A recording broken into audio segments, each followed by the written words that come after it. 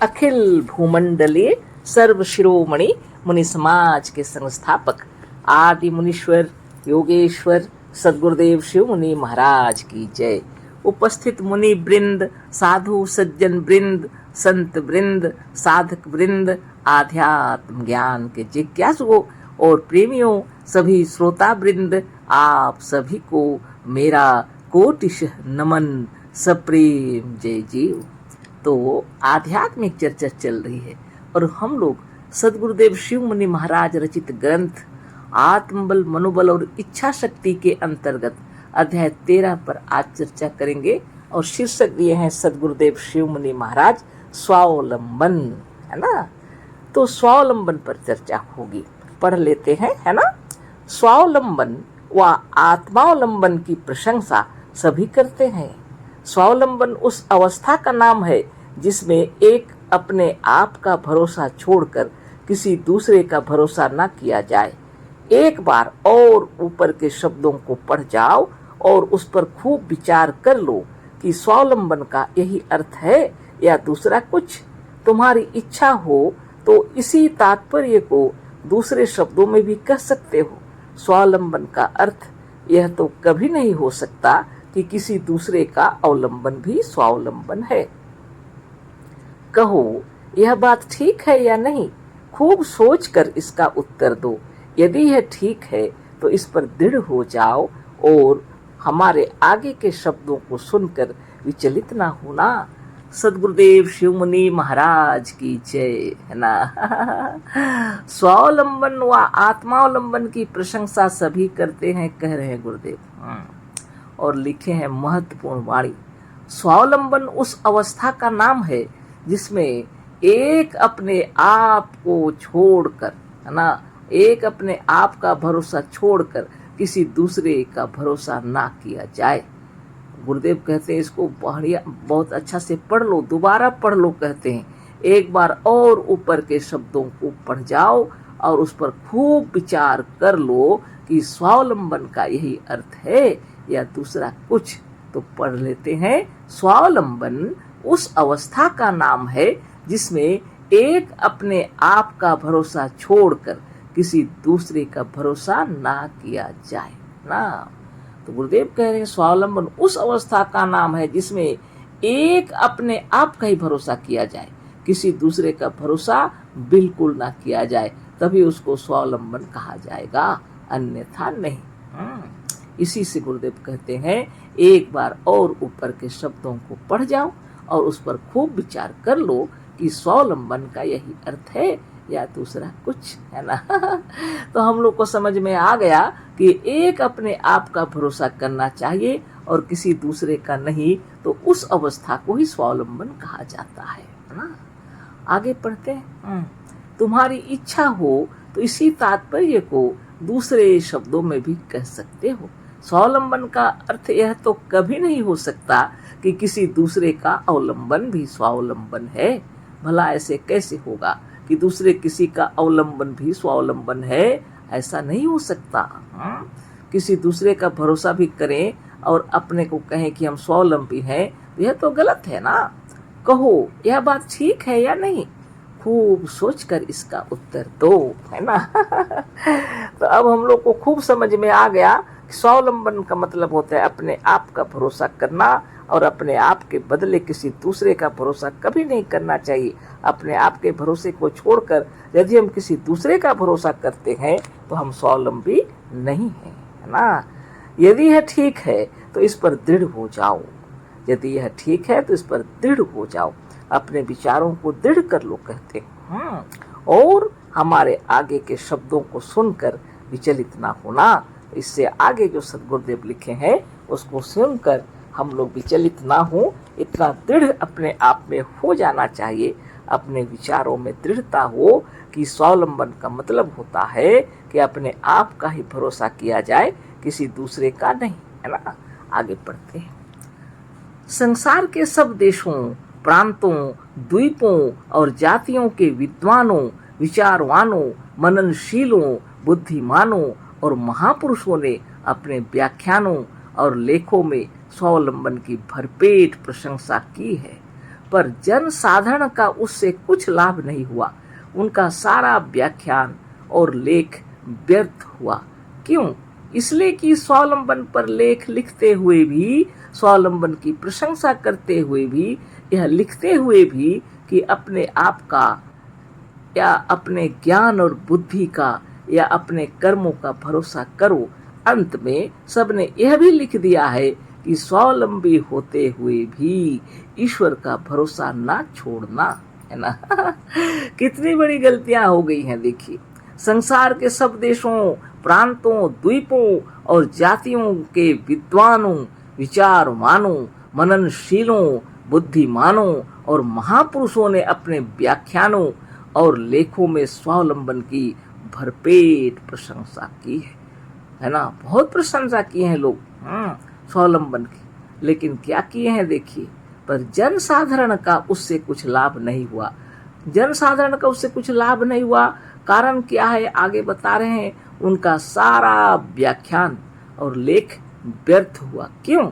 इसलिए कि स्वावलंबन पर लेख लिखे उन्होंने ना, लेकिन स्वावलंबन की प्रशंसा करते हुए भी, यह लिखते हुए भी कि अपने आप का, अपने ज्ञान और बुद्धि का या अपने कर्मों का भरोसा करो। लिखा तो लिखा उन्होंने, लेकिन अंत में सबने यह भी लिख दिया है कि स्वावलंबी होते हुए भी ईश्वर का भरोसा ना छोड़ना।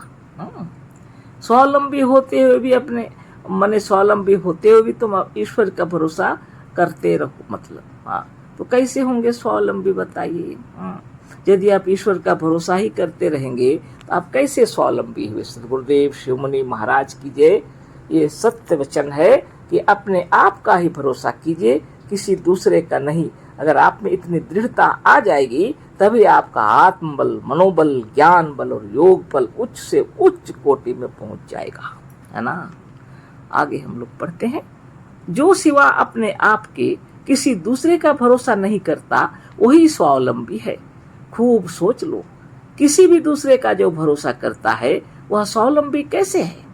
हाँ, साधारण जीवों का भरोसा करके तो मनुष्य कुछ अपनी बुद्धि, ज्ञान, कर्म और बल से भी काम लेगा, पर ईश्वर का भरोसा करके, जिस ईश्वर को वह सर्वज्ञ, सर्वव्यापक, भक्त वत्सल और सर्वशक्तिमान मानता है, उसे मानकर मनुष्य बिल्कुल स्वावलंबी नहीं रहेगा।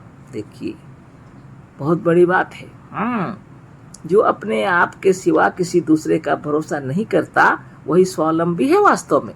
खूब सोच लो, कहते हैं गुरुदेव। किसी भी दूसरे का जो भरोसा करता है वह स्वावलंबी कैसे है। हाँ, साधारण जीवों का भरोसा करके, कभी कभी तो एक दूसरे पर तो भरोसा करेंगे ना। जीवित प्राणियों के ऊपर हम लोग भरोसा करते हैं ना, जीव जंतुओं पर भी भरोसा करते हैं। मान लीजिए एक कुत्ता ही पाला है कोई, तो निश्चित रूप से सोचेगा यदि कोई बाहरी व्यक्ति आएगा तो जरूर वो भौंक के हमें सचेत करेगा, है ना। या कोई गाय बैल पाल के रखे हैं तो भी हम लोग सोचेंगे कि चलो दूध तो मिल ही जाएंगे घर के। या तो कोई भी चीज, है ना। और मनुष्य पर भी हम लोग भरोसा करते हैं। किसी को अगर अपने सेवा के लिए रखे हैं कि पहरेदारी के लिए रखे हैं तो उस पर भी भरोसा करते हैं। वो साधारण सी बात है, गुरुदेव कह रहे हैं। लेकिन फिर भी इस पर का भरोसा और ईश्वर के भरोसे पर अंतर है, गुरुदेव बता रहे हैं। हाँ, साधारण जीवों का भरोसा करके तो मनुष्य कुछ अपनी बुद्धि, ज्ञान, कर्म और बल से भी काम लेगा, पर ईश्वर का भरोसा करके, है ना, जिस ईश्वर को सर्वज्ञ, सर्वव्यापक, भक्त वत्सल और सर्वशक्तिमान मानता है, उसे मानकर मनुष्य बिल्कुल स्वावलंबी नहीं रहेगा। साधारण लोगों के ऊपर उतना भरोसा नहीं रहेगा, सचेत रहेगा व्यक्ति।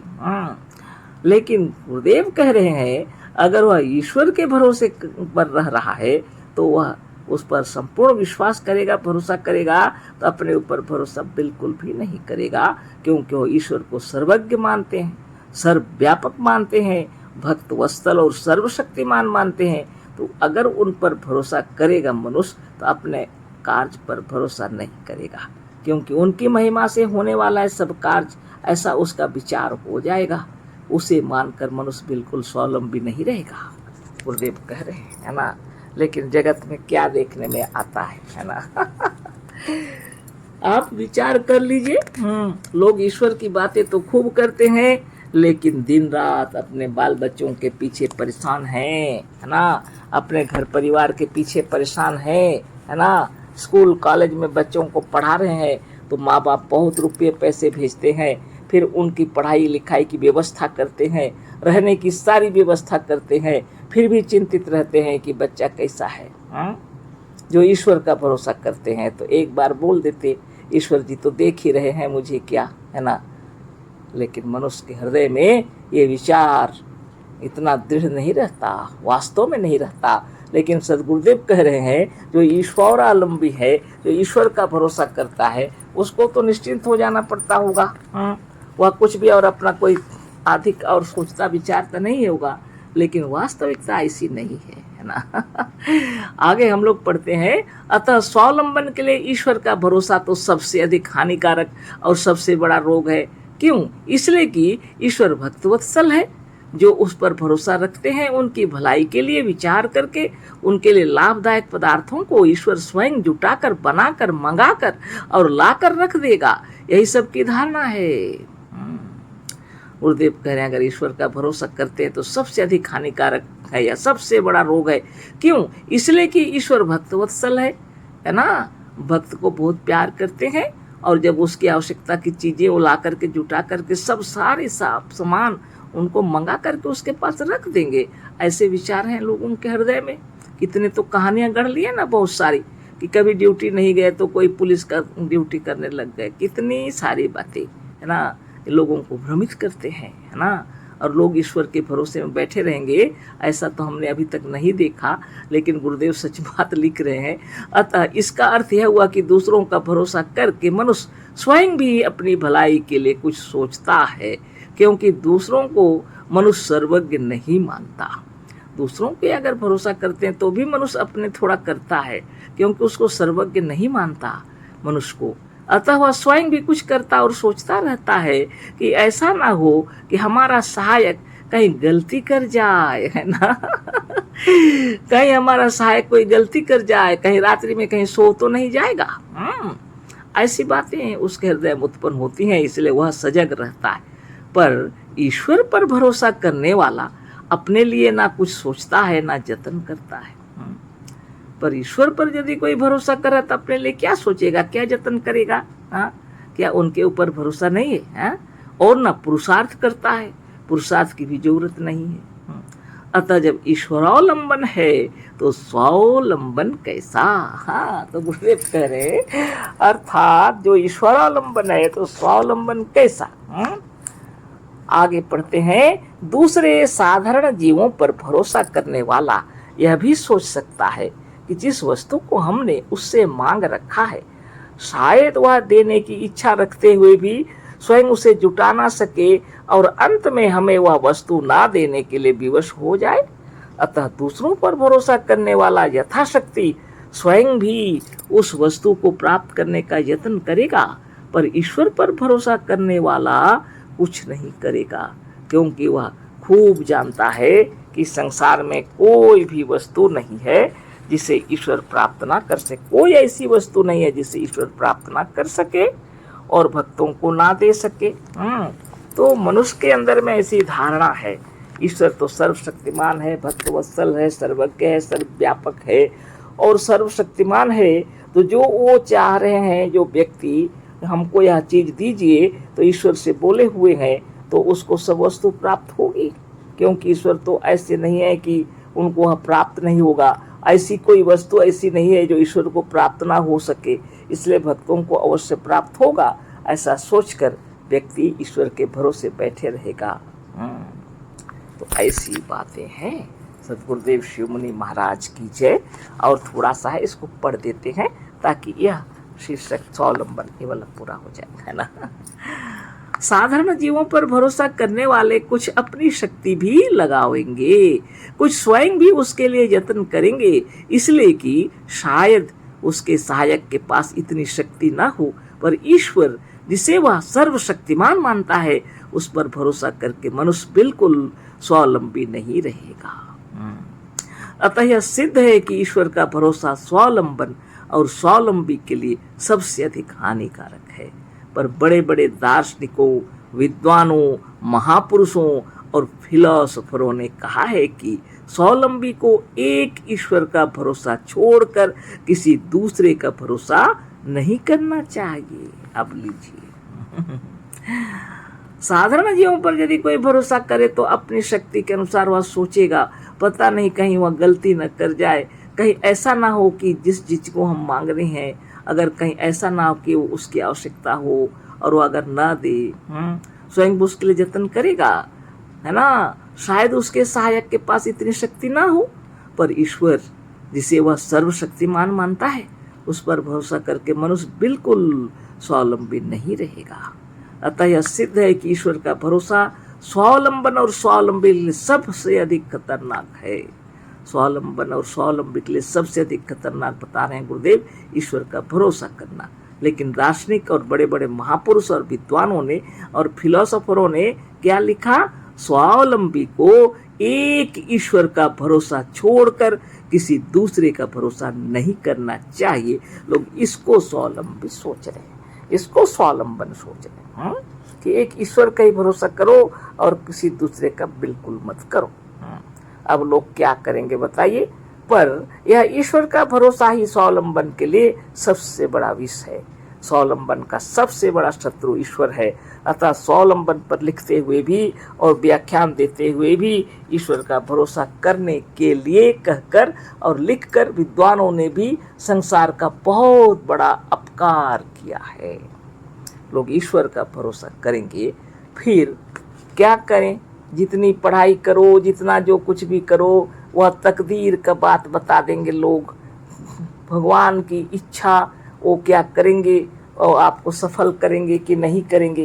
कोई भी कार्य कर रहे हैं तो ईश्वर पर भरोसा किए हैं तो आप उस पर दृढ़ नहीं रह सकते। यह काम सफल होगा कि नहीं होगा, आप इस तरह से विचलित होते रहते हैं। ईश्वर का भरोसा करना वास्तव में स्वावलंबी के लिए युक्त नहीं लगता, योग्य नहीं लगता। सदगुरुदेव कह रहे हैं सबसे खतरनाक है ईश्वर का भरोसा करना। अब आपको क्या लगता है? आप विचार कर लीजिए। बड़े बड़े विद्वानों ने यही गलती की कि एक ईश्वर का भरोसा करना और किसी दूसरे की नहीं, और बता रहे हैं स्वावलंबन की बातें। इसलिए यह कार्य नहीं किया, लोगों के हृदय पर इसका प्रभाव नहीं पड़ा और वह व्यर्थ हो गया। सारी लेखनी बेकार हो गई, व्याख्यान बेकार हो गए। इसलिए गुरुदेव हम लोग को बतला रहे हैं स्वावलंबन का मतलब है खुद पर भरोसा करना, किसी दूसरे पर नहीं, ईश्वर पर भी नहीं। ईश्वर का भरोसा करना तो और भी खतरनाक बता रहे हैं। आगे पढ़ते हैं। लोग कहते हैं कि हमारी मजहबी किताबों में भी स्वावलंबन की बड़ी प्रशंसा है। कहते हैं कि हमारे गुरु भी स्वावलंबन का बहुत बड़ा महात्म्य कहते हैं। कहते हैं कि अमुक विद्वान और महात्मा ने भी स्वावलंबन को सर्वश्रेष्ठ माना है। पुराने ऋषियों ने भी स्वावलंबन को उन्नति का मूल माना है। पर सब व्यर्थ है जब उन्होंने स्वावलंबन का भी मूल ईश्वर को मान लिया है। आपकी मजहबी किताबों ने भी स्वावलंबन को बड़ा मानकर क्या किया, जबकि वो ईश्वरावलंबन को स्वावलंबन से भी ऊंचा मानती हैं। चोर ने भी मेहनत की कमाई को अच्छा कह के क्या किया, जब वह अंत में यह कहता है कि चोरी की कमाई मेहनत की कमाई से भी श्रेष्ठ है।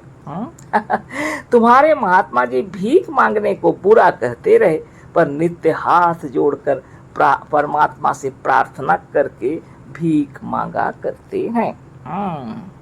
ये है रहस्य, है ना। सदगुरुदेव शिवमुनि महाराज की जय। आप खुद अपने आप का भरोसा कीजिए और किसी दूसरे का नहीं, जो चाहे वह ईश्वर ही क्यों ना हो। सबसे बड़ी बात है ईश्वर को तो आपने ही बनाया है। ईश्वर का अस्तित्व तो वास्तव में जगत में कहीं भी नहीं है, उसका क्या भरोसा करेंगे।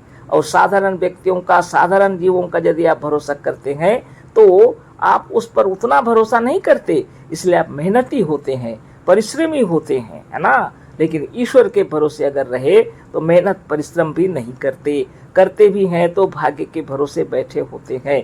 लेकिन आज तक जितनी उन्नति हुई है, लोग ईश्वर का भरोसा करके उन्नति नहीं किए हैं, केवल नाम ईश्वर का लेते रहे हैं और काम अपना करते रहे हैं। अपने भरोसे ही सब लोग आगे बढ़े हैं, है ना।